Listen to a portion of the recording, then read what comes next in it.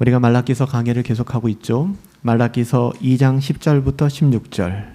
오늘 우리에게 주신 이 말씀을 가지고 하나님과의 언약을 깨버린 사람들, 하나님과의 언약을 깨버린 사람들이라는 제목으로 하나님의 말씀을 함께 상고합니다. 유다 백성의 영적인 타락은 단지 소수의 제사장들의 책임이나 그들이 드렸던 예배의 붕괴에서부터 시작된 것은 아닙니다.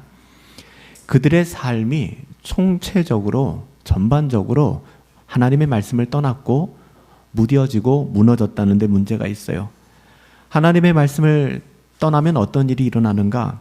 하나님의 언약에서 돌아서게 됩니다. 하나님의 언약을 깨트리게 되는 것이죠. 오늘 본문 말라기서 2장 10절에서 하나님께서는 어찌하여 우리 각 사람이 자기 형제에게 거짓을 행하여 우리 조상들의 언약을 욕되게 하느냐라고 아주 강력하게 말씀하십니다.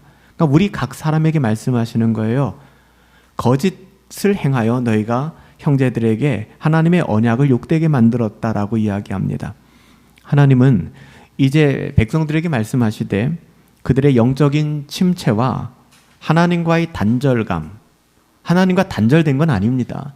우리가 논다고 놓아지는 것이 아니죠. 하나님 붙들고 계시니까. 그렇지만 우리가 영적인 침체를 경험하게 되고 또한 하나님과의 단절감 가운데 빠지는 이유가 무엇일까? 다른 것을 이야기하잖아요. 말라기 선지자는 너희가 형제를 속였다라고 얘기합니다. 형제를 배신하였다라고 이야기를 합니다. 이는 그들이 아무리 열심을 내어도 하나님의 사랑과 임재를 경험하지 못하는 이유가 거기 있다는 것입니다. 심지어는 기도해도 그 기도가 거절당하고 응답받지 못하는 이유가 거기에 있다는 것입니다. 형제를 배신함으로 하나님과의 언약을 욕되게 만들었다. 하나님과의 언약이라고 하는 것은 단순히 하나님과의 수직적인 그런 관계에만 머무는 것이 아닙니다. 우리가 이런 생각만 하니까 하나님과의 관계만 잘 되면 인생이 성공했다라고 생각해요. 한편 맞는 말이지만 틀린 말입니다. 하나님과의 관계가 회복되면 반드시 이웃과의 관계도 회복되게 되어 있습니다. 하나님을 우리가 참으로 사랑한다면 그 사랑이 보이지가 않잖아요. 그 사랑을 어떻게 증명할 수 있느냐? 이웃을 사랑함으로 증명해낼 수 있는 거예요. 얼마 전 연구소 일이 있어서 서울에 또 나갔다가 아주 대조적인 장면을 보았습니다. 서울 시내 한복판에서 간이 의자를 놓고 길거리 예배를 드리고 있었어요. 기도회라고 칭하더라고요. 저도 잠시 앉아서 기도에 참여하고 왔습니다. 다른 것이 아니라 쿠팡으로 인해서 많은 노동자들이 지금 목숨을 잃고 있지 않습니까?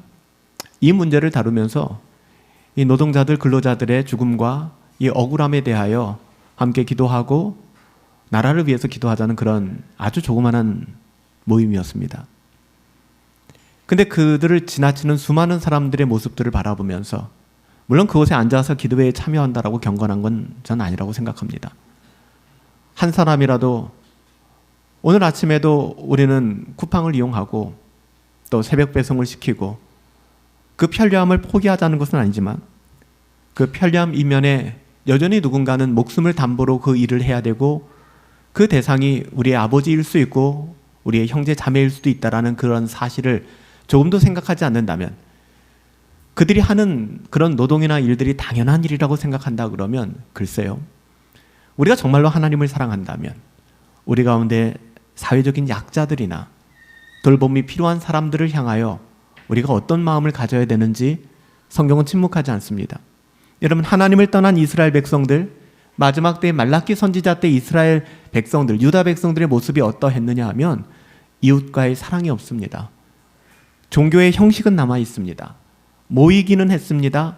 그들 나름대로 예배는 드렸고 열정도 있었어요. 그래서 나중에 뭐라고 얘기합니까? 하나님 왜 안 받으세요? 라고 하나님께 질문하잖아요. 하나님, 우리가 예배를 드리는데 왜 이거 거절하십니까? 왜 우리가 드리는 예물도 받지 않겠다라고 말씀합니까? 이건 전혀 상황을 이해하지를 못하고 있는 것입니다. 여러분, 하나님의 언약이라고 하는 것은 하나님과의 수직적인 관계에만 머무는 것이 아니라 형제와의 관계, 우리가 옆에 있는 형제를 어떻게 대하고 있는가, 어떻게 섬기고 있는가를 통해서도 드러나게 된다는 것입니다. 형제와 그 신실하게 지켜야 될 그 언약의 관계가 깨지게 되었을 때 그들의 신앙은 온전할 수 없다. 가장 간편한 신앙이 하나님께 회개하고 하나님만 바라보겠다는 것이죠. 도대체 어떤 하나님이신데요? 밀양에서 전도연이 충격을 받은 사건이 바로 그거라고 누누이 말씀드렸잖아요. 우리가 뭐 익히 아는 영화는 아니고 꽤 오래된 영화지만 하나님이 저를 용서하셨는데요. 우리는 하나님께 용서를 당연히 구해야 되지만 하나님께 용서를 구하기 전에 우리로 말미암아 상처받은 자들에게 사과해야 합니다. 용서를 구해야 됩니다. 그런데 기독교가 너무 가벼워요. 그냥 하나님 아시죠? 하나님께 다 털고 갔다라고 이야기를 합니다. 그런 기독교는 없습니다.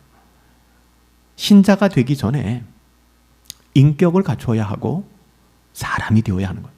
인본주의를 얘기하는 것이 아닙니다. 신앙이 있다고 하면서도 인격이 되어 있지 않을 수 있을까? 이것이 가능할까? 불가능한 거죠. 하나님은 대표적으로 오늘날 이 세대의 이 설교가 어울리지 않아요. 그래서 오늘 예배를 시작하기 전에도 지난 밤에도 우리 조장님들에게 기도 부탁을 드렸어요. 말라기 선지자를 통해서 우리에게 주시는 이 하나님의 말씀을 우리 조원들과 성도님들이 잘 받아낼 수 있기를 기도해 주십시오. 저의 어떠함을 드러내는 시간이 아니니까. 하나님께서는 하나님과의 언약을 이야기하면서 하나님과 우리와의 관계를 얘기하는 것이 아니라 대표적으로 형제 사랑에 대한 두 가지를 이야기합니다. 첫 번째가 무엇인가? 이방 여인과의 결혼 문제를 이야기합니다. 그래서 나오는 겁니다. 또 하나는 이혼과 학대에 대한 부분들을 이야기합니다. 여러분, 불신자와 결혼하는 문제, 그리고 오늘날 돌싱이라고 하는 것 전혀 부끄러움의 대상이 아니죠. 몇 번 갔다 왔느냐를 자랑스럽게 얘기하는 시대에 살아가고 있습니다. 이혼과 이 학대라고 성경은 이야기하는데요. 과연 이런 부분에 대해서 이것을 단지 사회적인 문제로만 우리가 치부할 것인가? 아니에요. 여러분, 말라기 선지자는 굉장히 두려움을 가지고 구약의 마지막 선지자입니다. 말라기 선지자는 하나님과의 언약을 파기하는 행동이다라고 이야기합니다. 오늘 본문 11절과 13절 보시면 하나님께서는 이방 여인과의 결혼을 언급합니다. 뭐라고 얘기합니까? 이방 신의 딸과의 결혼이라 이야기합니다. 그냥 불신자의 인격과 내가 결혼하는 것이 아니라 그가 믿는 신, 이방 신과의 결혼이라고 얘기를 하는 것입니다. 이스라엘 백성은 이러한 이방 결혼을 통해 하나님께 거짓을 행하였습니다. 하나님의 거룩하심, 성결하심을 모욕했습니다. 여러분, 이것은 단지 개인의 결혼의 문제가 아닙니다. 하나님과의 언약을 파괴하고 주의 몸된 교회 하나님의 백성 간의 연합을 훼손하는 것입니다. 그래서 결혼이라고 하는 것은 성도라면, 신자라면 너 좋고 나 좋아서 둘이 하는 개인의 문제가 아닙니다. 결혼은 교회가 책임져야 될 문제입니다. 장례가 그렇듯이. 장례 예식도 교회가 책임지는 거예요. 결혼도 마찬가지입니다.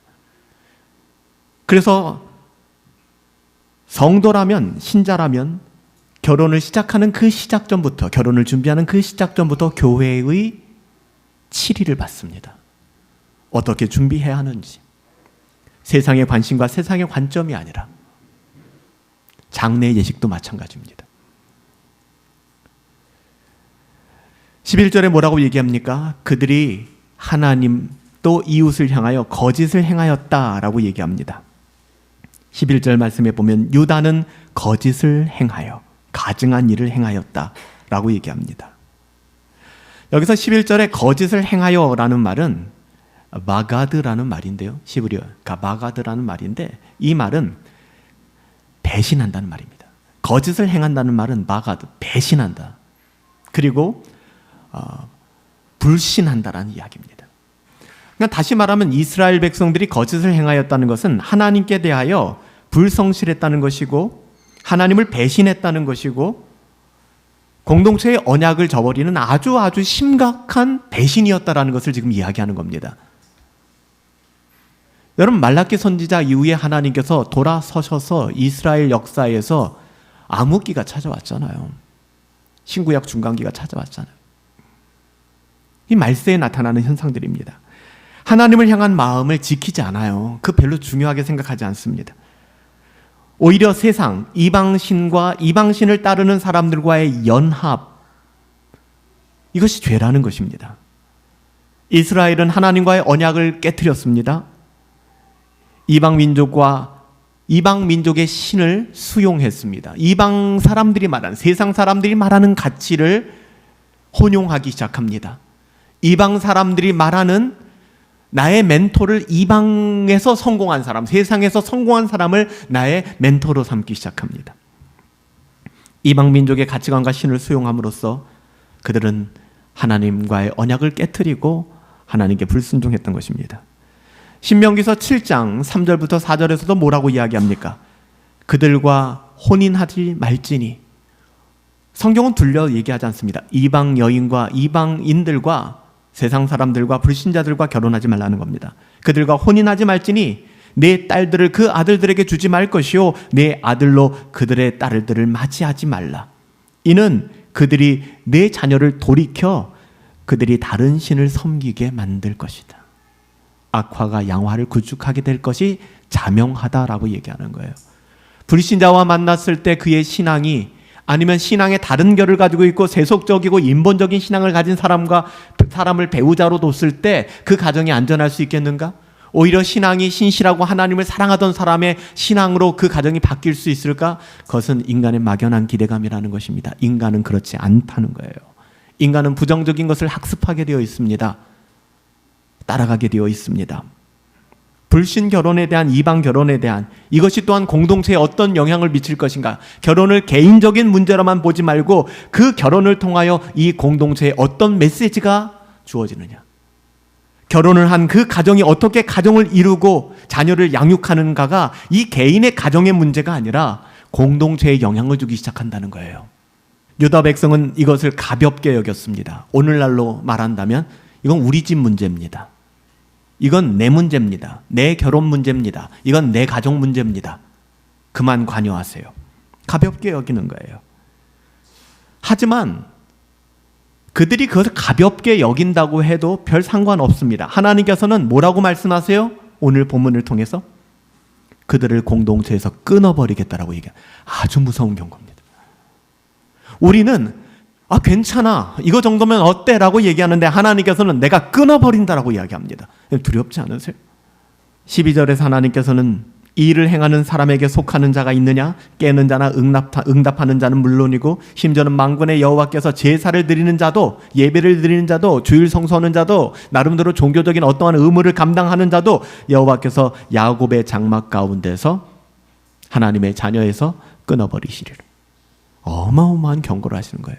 우리는 참 가볍게 생각하죠. 편리하게. 이러한 문제가 단순히 개인의 결혼 문제가 아니라 신앙의 배교라고 얘기하는 겁니다. 이러면 어때가 아니라는 거예요. 여러분, 우리가 불신 결혼을 하거나 결혼을 준비하는 과정에서도 세상적인 방법을 택하거나 결혼을 해서 가정을 이룬 다음에도 세상의 가치를 가지고 가정을 끌고 나간다거나 언약의 자손을 주었음에도 불구하고 그 자녀들의 우선순위를 세상의 그 어떠함에 맞춰서 살아가고 있다 그러면 이거는 개인의 문제가 아니다. 이거는 배교다라고 얘기하는 거예요. 꼭 예수 십자가를 부정해야, 예수님 이름 쓰고 옛날 주일학교에서 했던 것처럼 우리가 밟고 지나가야 배교가 아니라는 것입니다. 실제적으로 그것이 배교다라고 이야기하는 것입니다. 그래서 말씀하시는 거예요. 야크레트, 끊어버리리라. 이 끊어버리란, 야크레트라는 말은 제거해버린다는 거예요. 내가 도려내버린다는 거예요. 건강한 세포에서 암세포를 도려내겠다는 것입니다. 어마무시한 말이에요. 언약을 깨뜨린 자들을 하나님의 백성 공동체에서 완전히 제거하여 그들이 하나님과의 관계에 더 이상 속하지 않았음을, 하나님과는 아무 상관이 없음을 내가 너를 도무지 모르겠노라. 엄중한 경고예요. 이방인과의 결합이, 이방인과의 연합이 그들과 멍에를 함께하는 것이 신앙에 미치는 악 영향을 경고하고 있죠. 성경은 계속 반복합니다. 구약의 율법 아닙니다. 신약에서도 마찬가지입니다. 고린도후서 6장 14절부터 15절에 사도 바울은 이렇게 얘기하죠. 고린도 교회를 향하여, 음란한 교회를 향하여 너희는 믿지 않는 자와 멍에를 매지 말아라. 의와 불법이 어떻게 함께 하겠니? 너희는 믿지 않는 자와 멍에를 매지 말아라. 의와 불법이 어떻게 함께 하겠니? 너희는 믿지 않는 자와 멍에를 매지 말아라. 빛과 어두움이 사귈 수 있어? 불가능해. 어두운 가운데 빛이 들어오면 어두움은 물러가는 거야. 어둡다면 빛이 없는 거야. 두 가운데 교집합을 찾을 수 없어 라고 얘기하는 거예요. 사도 야고보는 뭐라고 얘기합니까? 야고보서 4장 4절에서 가늠한 여인들아, 육체의 간음을 포함한 영적인 간음을 얘기하는 거예요. 세상과 벗된 것이 하나님과 원수됨을 너희가 알지 못하느냐. 세상과 친구 먹는 것이 하나님과는 원수가 된다는 사실을 너희가 알지 못하기 때문에 너무나도 쉽게 세상과 친구가 되는구나. 우리는 세상을 향하여 플랜들리 할 수 없는 사람들입니다. 그게 하나님의 사랑이 아니에요. 하나님의 사랑과 하나님의 은혜와 이것이 여러분 모든 것이 좋은 것이라고 이게 아닙니다. 칼빈은 이 말라기서를 주석하면서 이렇게 이야기했더라고요. 이스라엘에 주신 이 언약은 하나님께서 직접 주신 사랑과 하나님의 자녀다운 삶으로 이루어진 것이다. 이것이 하나님께서 이스라엘에게 주신 언약이돼. 그 언약을 거부하는 것이 이스라엘이죠. 그들이 이방신과 연합하는 것은 단순히 결혼 이상의 문제다. 그들의 영혼을 하나님으로부터 멀어지게 만드는, 우리가 무엇을 선택하느냐, 어떤 사람을 나의 배우자로 선택하느냐, 내가 어떤 직장을 선택하며 우리 눈앞에 펼쳐진 수많은 선택과 결정 앞에 내가 무엇을 선택하느냐, 그 갈림길 앞에서 칼빈도 이야기하는 거예요. 우리가 불신자와 멍에를 함께하고 세상의 가치를 택하는 것은 하나님으로부터 우리의 영혼이 멀어지게 만드는 작업이다. 칼빈은 이러한 행위가 이스라엘 백성들 가운데 세속적인 유혹을 주고 계속해서 이스라엘 백성을 세속적인 유혹에 빠뜨리고 결과적으로 하나님의 보호와 인도하심을 거절하게 된다. 여러분 어떻게 해야 될까요? 오늘 말라기서의 경고는 단지 과거 이스라엘 백성에게만 해당되는 내용들은 아니죠. 오늘 우리들도 하나님의 언약의 자손이니까 우리 모두에게도 동일합니다. 하나님께서는 불신자와의 결혼하는 것을 이렇게 강력하게 말씀하세요. 이거는 개인적인 문제가 아닙니다, 여러분들. 공동체에서도 마찬가지예요. 제일 어려운 게 뭔지 아세요? 제가 목회하면서 참 어려웠던 경험들이 많은데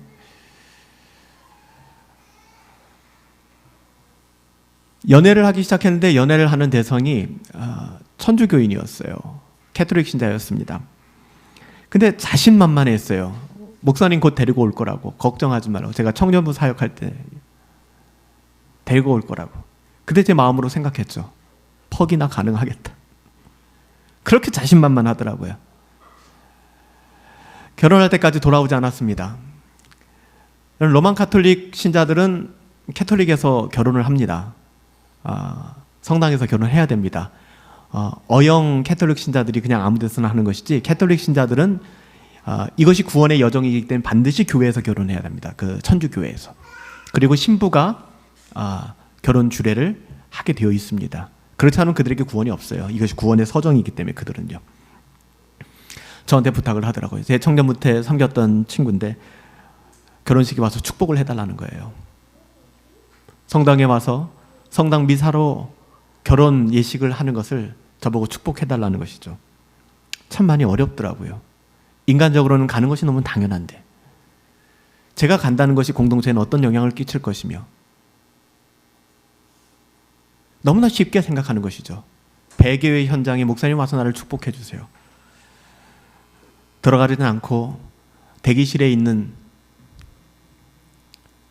신랑 신부를 축복해 주고 그냥 나왔습니다. 근데 오늘날에도 마찬가지인 것 같아요. 이제는 뭐 다른 종교의 색깔이 아니라 여러분 다른 이교도들보다 더 무서운 게 뭔지 아십니까? 인본주의적인 그런 결혼관입니다. 결혼을 신랑과 신부 두 사람이 알아서 결정하겠대요. 그래서 이제는 주례도 필요 없대요. 듣고 싶지 않다는 거예요. 그냥 우리 둘이 만나서 우리 둘이 아름다운 축포를 터뜨리고 여러분 그 결혼은 결혼이라고 할 수가 없습니다. 성경은 결혼을 하나님의 언약이라고 이야기를 하고요. 어떤 그런 언약도 없어요. 그냥 그들 안에서 서로 좋아서 결혼하는 것이죠. 그래서 오늘날에 이혼도 빨라집니다. 불과 결혼했는데 1년, 2년 만에 이혼 소식이 들려요. 그리고 이혼하겠다라고 이야기를 합니다. 참 놀라운 일들이에요. 이걸 어떻게 해야 될까? 만약에 이 말라기서의 이 말씀을 우리가 정말 깊이 이해하고 연애를 했다면, 그리고 결혼을 준비했다면, 그리고 가정을 시작했다면 그런 이야기를 할 수 없을 것입니다. 적어도 신자라면. 이것이 그냥 너와 나와의 성격이 맞지 않아 헤어지는 것이고, 너와 나와 이것이 맞지 않아 헤어지는 정도의 생각이라면 그 결혼 자체가 하나님의 언약 안에서 시작된 것이 아니죠. 내가 네가 예뻐서, 난 네가 가지고 있는 조건이 너무 좋아서 결혼한 거예요. 그러니 그 결혼의 조건이 나를 배신할 때 우리 마음은 불편해지고 이제는 너랑 살지 못하겠다라는 이야기들이 나오는 거예요. 현대사회 이 부분이 굉장히 어렵습니다. 그래서 우리 노회에서도 이혼에 대한 문제를 가지고 신학연구회에서 연구를 하고 세미나를 했던 적이 있어요. 이걸 어떻게 해야 될 것인가? 왜냐하면 각 교회마다 너무 많아요. 그러다 보니까 오늘 지금 저처럼 여러분에게 양해를 구하고, 또 한편으로는 말라기서를 우리가 강해를 하고 있기 때문에 하나님의 말씀이 있잖아요. 다룰 수밖에 없는 부분이란 말이에요. 근데 이 부분을 생략하기 시작합니다. 왜요? 교회에서 이혼 얘기를 하면 성도들이 떠나요. 불편해합니다. 이혼한 사람이 성도들 중에 한 사람이라도 있으면 이런 설교를 한다는 것이 진짜 강심장이죠. 목회자도 고민이 되는 거예요. 하나님의 말씀을 있는 그대로 증언해야 될 것인가? 아니면 취사 선택하여 고르고 설정해서 내 나름대로 이것을 설교해야 될 것인가? 이방 여인과의 결혼은 그냥 단순한 개인 문제가 아니라고 엄중히 이야기합니다. 두 번째는요, 이혼에 대한 부분도 강조하고 있는 거예요. 제가 누누이 말씀드렸지만 이 얘기합니다. 하나님, 봉헌문을 바쳐도 하나님께서 받지 않으니 어찌 됨입니까? 13절 14절에서 정말 이해할 수 없는 사람들이에요. 하나님 앞에서. 그들이 불신결혼하고 그들이 이혼도 밥 먹듯 하고 학대도 서스름없이 저지르면서 하나님께 예배하는 거예요. 그러면서 얘기하는 겁니다. 내가 봉헌물을 바쳐도 하나님 받지 않는다고 하시니 이게 도대체 어떻게 된 일입니까? 야, 이 정도면 진짜 공감력 제로 아닙니까? 하나님이 왜 받지 않는다고 말씀하시는지를 알아야 되는데 그냥 그게 싫은 거예요. 불신자와 내가 사귀고 있고 불신자와 결혼했는데 그걸 문제 삼는 게 싫은 거예요. 내가 이 사람과 살기 너무너무 힘들어서 이혼을 지금 나는 막 생각하고 있는데 하나님 나를 공감해 주지 못하고 이혼하지 말라는 말이 그냥 싫은 거예요. 그냥 그래 놓고서 하나님 왜 내가 드리는 예배를 거절하신다고 생각해요? 이렇게 얘기하는 것이죠. 오늘날 기독교가 저지르는 죄악들이 바로 이런 것입니다. 이에 대해 하나님께서는 아주 분명하게 얘기하잖아요. 우리의 봉헌물을 하나님 왜 받지 않으세요? 라고 얘기할 때 너희들이 어려서 맞이했던 아내와의 언약, 이 결혼 언약을 얘기하는 겁니다. 이 언약을 너희가 배신했기 때문이라.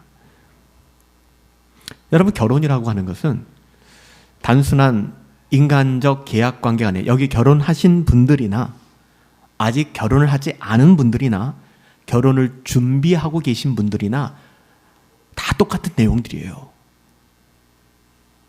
여러분, 결혼이라고 하는 것은, 가정이라고 하는 것은, 연애라고 하는 것은 그냥 인간적으로 계약하고 인간적으로 좋은 관계가 아닙니다. 이것은 하나님이 증인이 되시는 아주 신성한 관계들입니다. 그래서 15절 말씀에 보면 하나님은 그에게 영이 충만하였으나 오직 하나를 만들지 아니하셨느냐라고 말씀하시면서 결혼의 신성함과 그 목적을 얘기하시거든요. 여기서 영이 충만하다라는 말이 로하로라는 이야기인데 히브리어로 무슨 얘기냐면 하나님께서 모든 능력과 의도를 가지고 사람을 창조하셨으나 단순히 남자와 여자를 만드시고 육체적인 결합으로 하나를 이루신 것이 아니라 영적인 연합으로서의 아담과 하와를 창조하셨다는 거예요. 그들을 하나 되게 하셨다. 둘이 하나가 됐지라. 결혼 예식할 때, 혼인 예식할 때 많이 하는 설교잖아요. 이젠 너희가 부모를 떠나 둘이 한 몸이 되었다라고 할 때 이 하나가 되었다라는 것은 육체적으로 하나가 되었다라는 이야기를 포함하여 영적인 연합을 이야기합니다. 근데 우리가 어떻게 불신자와 세상의 가치를 가지고 있는 사람과 함께 멍에를 맬 수 있겠습니까? 그건 불가능해지는 거예요. 이때 하나라는 하드라는 말인데요. 이것은 단순히 수적인 개념이 아니라 영적이며 육체적으로 연합된 상태를 이야기합니다. 아담과 하와를 창세기 2장 24절에 한 몸으로 만드셨잖아요. 이 결합은 하나님이 창조 질서 속에서 의도하신 신성한 연합입니다. 이것이 가정입니다.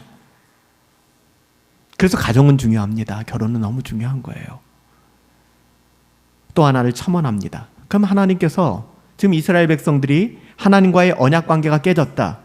그 예표로서 불신결혼이 만연했고 이혼하는 가정들이 많아졌다. 이것은 그냥 불신결혼과 이혼의 문제가 아니라 하나님과의 언약을 깨어버린 것이다 라고 이야기하면서 하나를 더 첨언합니다.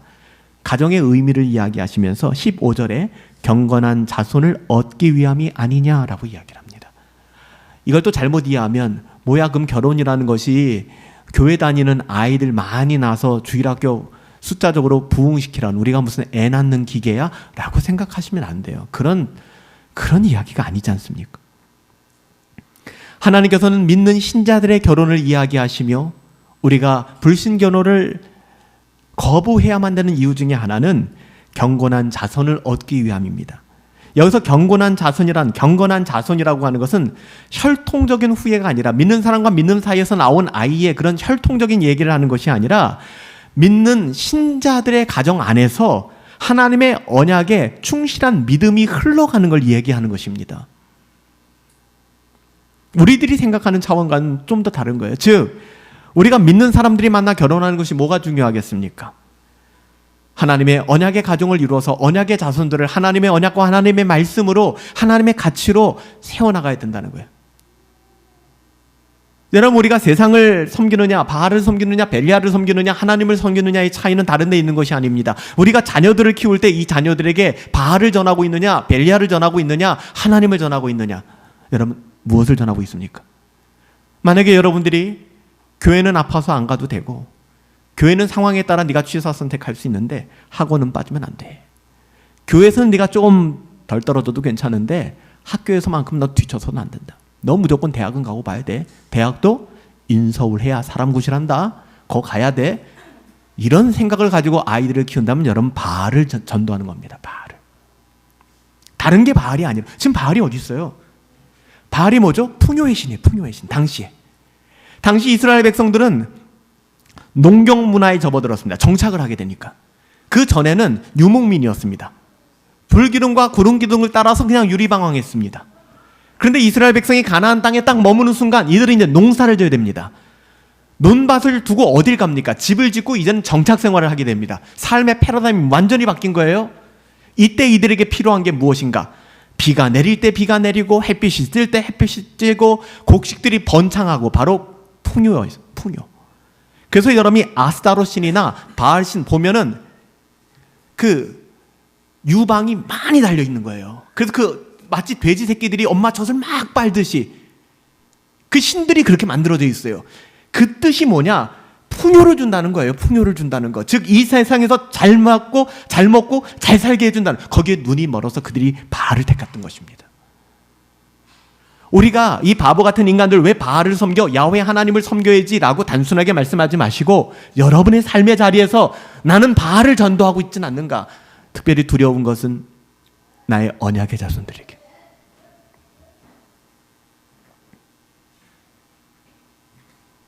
우리는 아이들에게 무엇을 가르치고 있습니까?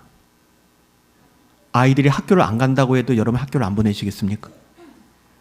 아이들이 대학에 진학했는데 대학 포기하고 내 하고 싶은 일 하겠다라고 하면 그래 너 선택이니 네 행복한 길 걸어가라 라고 얘기하시겠습니까? 도시락 싸들고 가서 말릴 겁니다. 학교 안 간다 그러면. 그런데 신앙에 대해서는 우리는 굉장히 자유롭습니다. 제가 지난주에도 말씀드렸죠. 정말 속지 말아야 될 게 무슨 어떤 말이냐면 목사님 우리 애가 이상해졌어요. 대학 가더니 우리 애가 이상해졌어요. 고등학교 가더니 청소년 되더니 사춘기 되더니 우리 애가 이상해졌어요. 아니 이상해진 거 아니라니까요. 그냥 엄마 아빠의 의무에 아직 법적인 미성년자니까 의무에 이끌려서 거기까지 온 거지 이들은 단 한 번도 자기의 의지적으로 하나님을 찾은 적이 없는 아이들이에요. 그러니까 여기에 언약의 자손들 경건한 자손들 뭘 얘기하냐 그냥 아이만 낳으라는 것이 아닙니다. 그래서 교패만 붙여놓고 그냥 주일학교 등록시켜놓고가 아닙니다. 너희가 정말로 언약의 자손이라면 그래서 불신결혼하면 안 되는 거예요. 그래서 그냥 믿는 사람과 결혼했다고 끝나는 것이 아닙니다. 그 가정에 하나님 나라의 가치가 있는가를 물어봐야 되는 거예요. 여전히 우리는 우리 가정 안에서 바알의 가치를 가지고 아이들을 키우고 바알의 가치를 가지고 남편, 아내를 대하고 그것으로 우리를 섬겨나간다 그러면 여러분, 지금 말라기 선지자의 이 분노와 하나님의 징계가 어떻게 우리에게서 자유로울 수 있겠습니까? 성경은 이것을 학대라고 얘기합니다. 하마스, 폭력이다라고 얘기합니다. 폭력이라는 것이 애들을 때리는 것이 폭력이 아닙니다. 폭력이라는 것이 아이들을 신앙에 머물지 못하게 만드는 것, 폭력입니다. 다른 것이 폭력이 아닙니다. 아내를 사랑하지 않고 남편을 존중하지 않는 것이 폭력입니다. 성경은 이런 경건한 자손들을 위하여, 근데 이스라엘 백성들이 하나하나 자기의 뜻을 따라서 전부 다 포기했던 거예요. 그게 말라기서입니다. 오늘날도 말세의 마지막 때라고 얘기를 합니다. 두려운 마음이지만 그런 마음도 들어요. 정말 두려운 마음이고 개인적인 마음이지만 이 나라가 어떻게 새로워질 수 있을까요, 하나님? 주말에 명동을 나가보고 홍대를 나가보고 성수동을 나가보면 그 문화들, 하나님 이거 어떻게 바뀔 수 있을까요? 그래도 엄마 아빠들 세대 50대, 60대, 70대는 가난을 알고 어려움을 알았기 때문에 마음에 그래도 어느 부분에 돌아갈 부분들이 있다고 봐요. 20대, 30대, 40대. 어떻게 이 폭주를 막을 수 있을까요, 하나님? 두려운 마음이 있어요. 우리나라에 전쟁이 있은 지가 꽤 오래됐죠. 6.25 전쟁을 통해서 동족끼리 총을 겨누는 정말 비참한 일이 있었는데 정말 이 나라가 전쟁으로 모든 것이 다 없어져서 TV를 틀어도 나오는 것은 여행 프로그램 아니면 춤추고 노래하는 프로그램, 요즘에 또 영국의 차트 2위까지 올라갔다 뉴스에도 나오더라고요.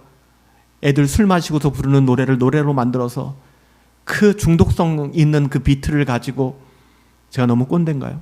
너무 마음이 아파요. 한쪽에서는 전쟁이 일어난다. 그런데 전쟁에 나가서 참여하겠다는 국민은 14%.